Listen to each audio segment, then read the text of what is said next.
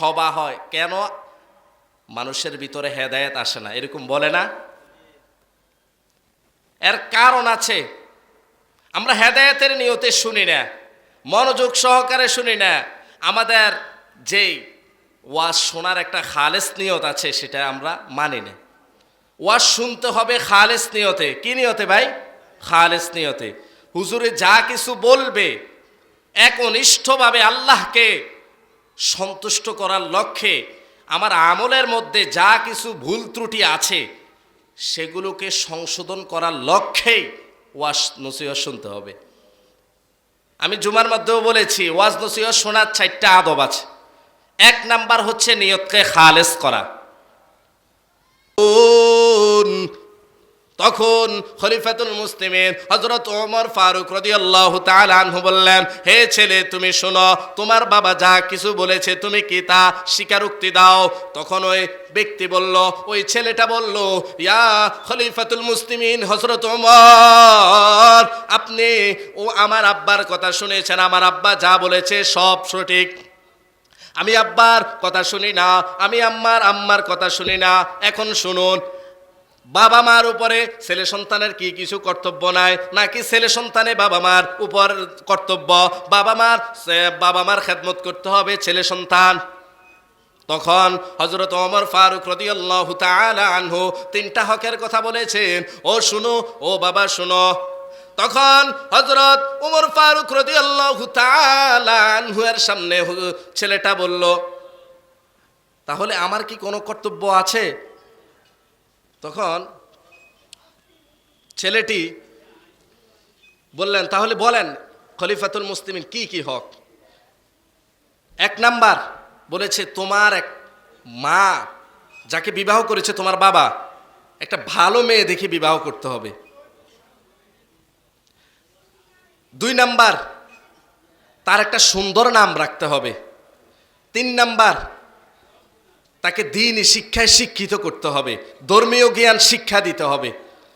তখন ছেলেটি উত্তর দিল, খলিফাতুল মুসলিমিন হযরত ওমর রাদিয়াল্লাহু তাআলা আনহু শুনেন, আমার মা একজন সিন্দুর, আমার মা একজন ফাসিক, আমার মা একজন বেদিন, আমার মায়ের ভিতরে কোনো ঈমান নাই।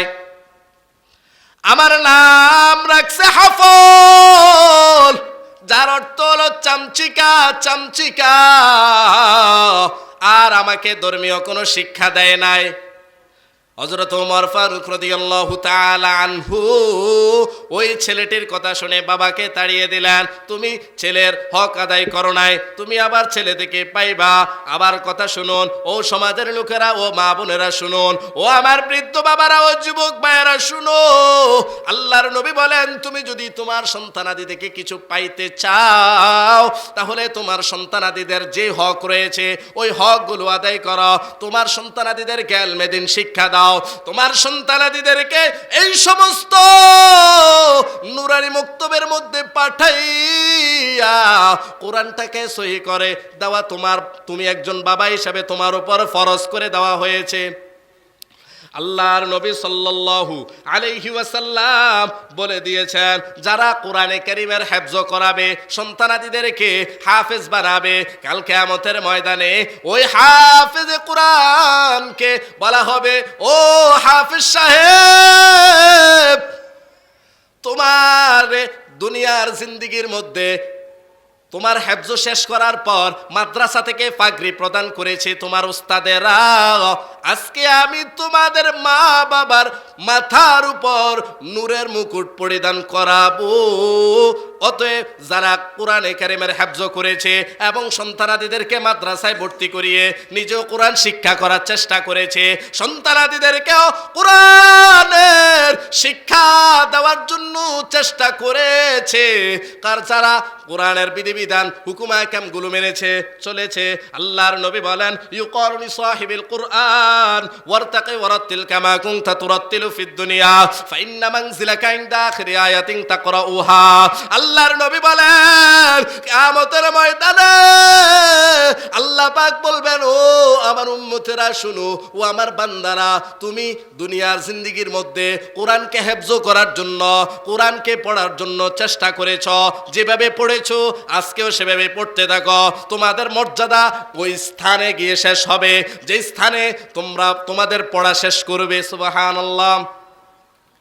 কোরআনের শিক্ষা দরকার আছে না নাই? আমরা যারা পারি না, আমাদের এখন করণীয় কি, উচিত কি? আমাদের যাদের বয়স হয়ে গিয়েছে, এখন তো আর এই সমস্ত মাদ্রাসায় ভর্তি হয়ে, আমাদের ওই শৈলখালী ইসলামিয়া মদিনাতুল উলুম মাদ্রাসায় ভর্তি হয়ে, নুরানি বিভাগে ভর্তি হয়ে কোরআন সহি করার বয়স নাই। এখন আমরা কি করব? এখন আমাদের করণীয় হচ্ছে, স্থানীয় যারা ওলামায়ে কেরাম রয়েছেন, যারা ইমাম রয়েছেন, খতিব রয়েছেন, বড় বড় হক্কানি ওলামায়ে কেরাম রয়েছেন, তাদের সান্নিধ্য গিয়ে তাদের কাছে দুঃখ প্রকাশ করে বলবেন, হুজুর আমি তো বয়স হয়ে গিয়েছে, শিখতে পারি নাই, এখন আমার এই সূরাটা হয় কিনা, আমার এই দোয়াটা হয় কিনা, আমার জিন্দেগির মধ্যে এত নামাজ পড়েছি, আমার আজকেও সূরা ফাতিহাটা সঠিক হচ্ছে না, আমার দোয়া দুরূদগুলো হচ্ছে না, আমি জানাজার নামাজ এত বছর পড়ে আসছি, জানাজার মধ্যে কি করতে হয় তাও জানি না, এখন আমার একটু শিখাই দেন। ওলামায়ে কেরামদের সাথে যারা সম্পর্ক করে শিখবে, তারা কিয়ামতের ময়দানে এই মর্যাদার আসনে আসীন হবে। ভাই, কোরআনের অর্থই হচ্ছে মিলিত হওয়া, অর্থাৎ কোরআন নাজিল হয়েছে পড়ার জন্য। কোরআনের এক অর্থ মিলিত হওয়া, আরেক অর্থ হচ্ছে পড়া। কোরআন নাজিল হয়েছে কিসের জন্য? তেলাওয়াত করার জন্য, পড়ার জন্য। দুঃখজনক হলেও সত্য, আমাদের কিছু সমাজের মানুষ আছে যারা বলে কোরআনের তেলাওয়াত অর্থ বুঝে না পড়লে কোনো সওয়াব নাই। নাউজুবিল্লাহ। আচ্ছা বলেন তো, আমনে আর আমি কি পারি কোরআনের তরজমা? এখন কি আমাদের দ্বারা সম্ভব? তাই কোরআনের কারিমের তেলাওয়াত আমাদের দৈনিক করতে হবে, তাহলে আল্লাহ তাআলা আমাদেরকে মর্যাদার আসনে আসীন করবেন। তাই বলতেছি ভাই, ইলমে দ্বীন হাসিল করার অনেক গুরুত্ব রয়েছে। আমাদের সন্তানাদিদেরকে, আমাদেরকে সমস্ত নুরানি মাদ্রাসায় ভর্তি করিয়ে একজন হক্কানি আলেম এবং কোরআন সহি করে পড়নেওয়ালা বানানোর চেষ্টা করবো ইনশাআল্লাহ। ওয়া আখির দাওয়ানা আলহামদুলিল্লাহি রাব্বিল আলামিন।